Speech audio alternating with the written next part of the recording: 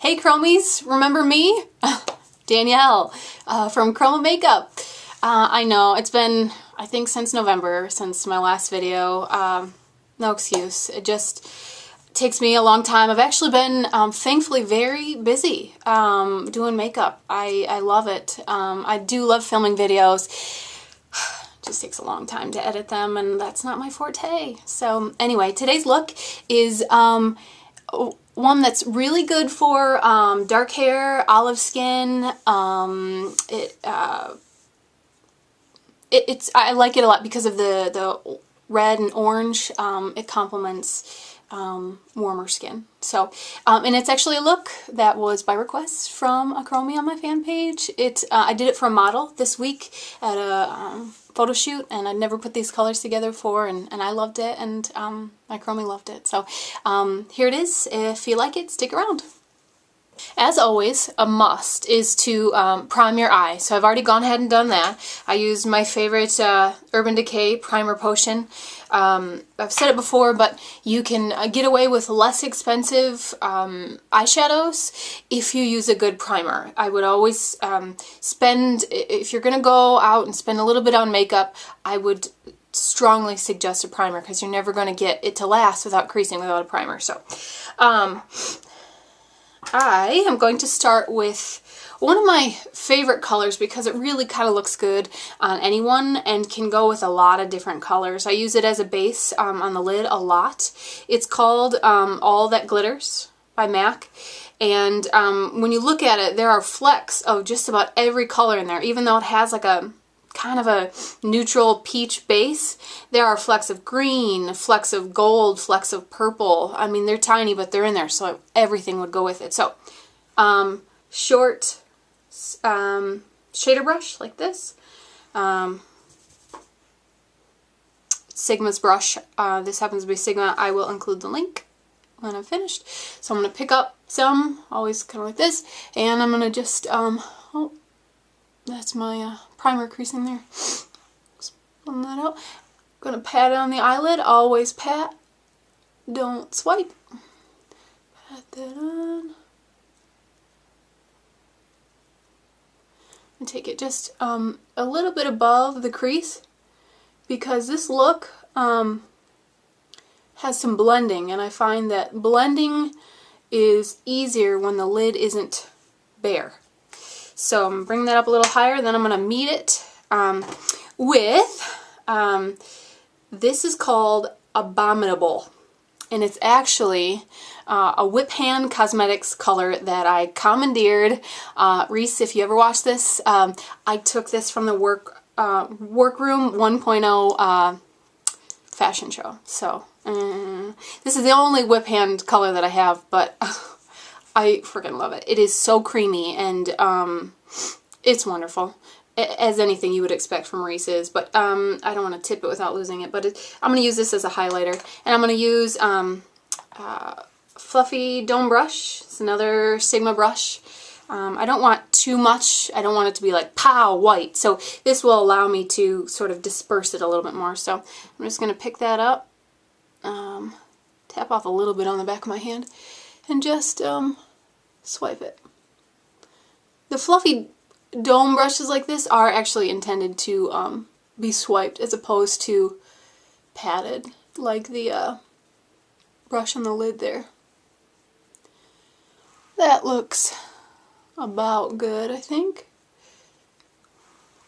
Alright, then I'm going to wipe off this same brush, same Sigma brush, and go in with Star Violet.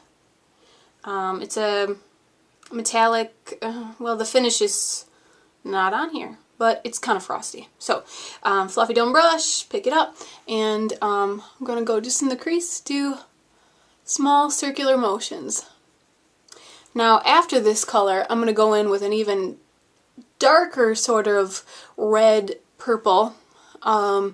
So when I'm doing this, I'm thinking I'm not trying to focus too much on just getting it in the crease, because see how I built the dimensions, so dark, less dark, and really light. So to get all that, I brought this mid color all the way up to here. So that's what I'm going for over here. And just kind of back and forth. Small circular. There. It's about good.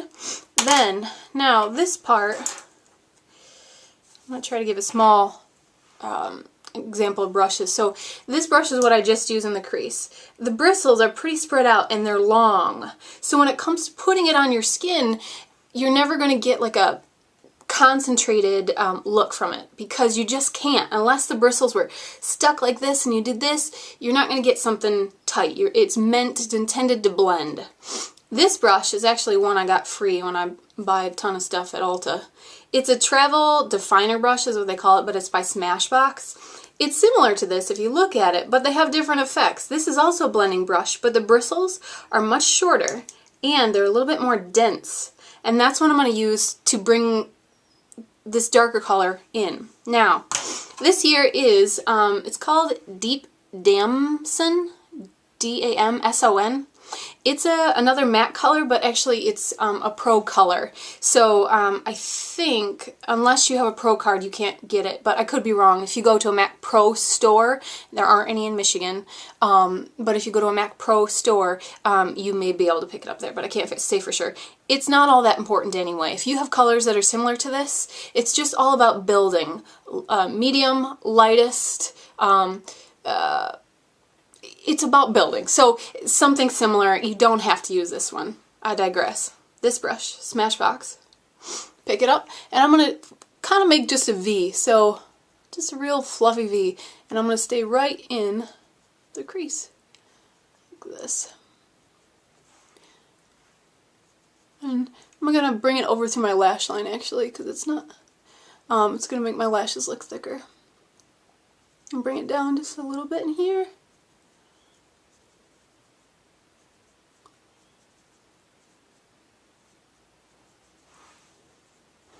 A little bit more to match the other side.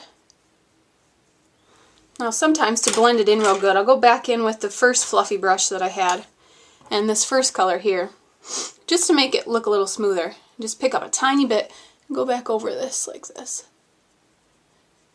just to blend it out.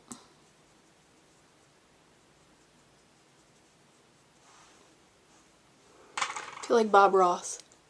Shiny happy trees. Look at the little happy trees. Look at the little happy eyeshadow. Okay. There. Similar to the other side. Trying to go too fast here. There. Now, I feel like my eyes are fairly open, and I have a lot of space down here, but some people don't. So this next step may not be for you. But it adds a lot of dramatic to it, and if you're comfortable with that, go for it. So I'm taking the same dark inner crease here, color, Deep Damson, and one of my Rise into the Top favorite brushes here, it's another Sigma brush. It's what they call a short shader, and it's another shading brush like this one, but again the bristles are shorter, so it gives you a more compact application. So I'm going to apply this color to the tip of the brush, like this, and go in and go under my lower lash line.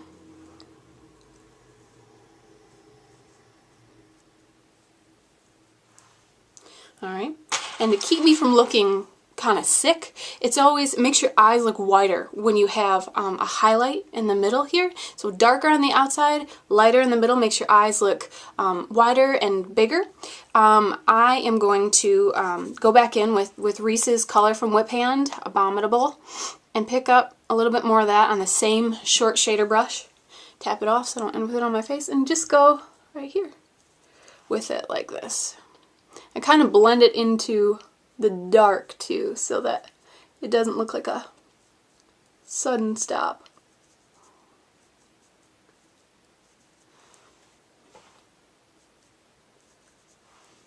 Okay, then I am just, for this look, I don't want to do black. It's softer, kind of, depending on your interpretation.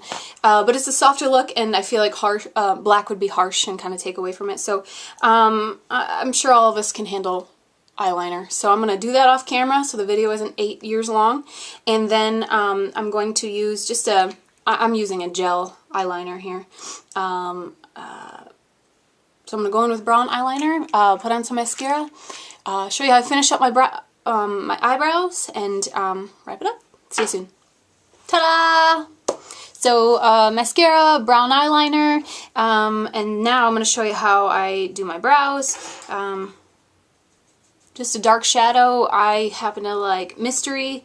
This one is fairly dark, but you know me, I go big. Copper Plate is another good one from MAC. You don't want shine. Whatever brown you pick, or whatever it may be, don't pick shine. You'll want a matte finish. And then I just do a short angle brush. This happens to be another Sigma. I'll include the link. Just pick it up, and I go with the direction of the hair growth. These go up, like this. And then over. And these, how I get this peak here, these kind of actually grow down. So I'm going to put the shortest part of this brush here at the peak of where I want that arch to be. And it should be around where your hair is, so you're not faking the whole thing, if possible. So I just pull down a little bit and then turn my brush, turn it from here to here like this, and just finish out here. And then fill in a little bit. Up, up, up, down.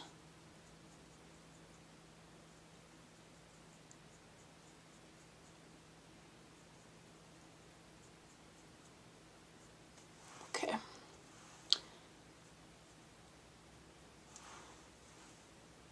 sure they look the same. Okay, I got a little carried away at the bottom there, so clean Q-tip. Just clean it up. And then I actually use a brow setting gel. You don't have to, but I feel like it just pulls them together more. So it's just this happens to me, MAC brow setting gel. You can get like Sonia Kashuk. You can buy her at Target. She has a clear one that I use sometimes that doesn't add any color, and I like it. Brush up and over and down. There you go. All set. Oh, forgot one thing. So if you look at my eyes, you'll probably notice two things. This one, less dramatic. This one, smoky, sexy eye. See? So it does close up your eyes if you tight line. It does make them look smaller. So again, if you have smaller eyes, probably not a good idea. I love it. Stila eye kajal in Onyx, my go-to, soft. Just gonna line my waterline with it.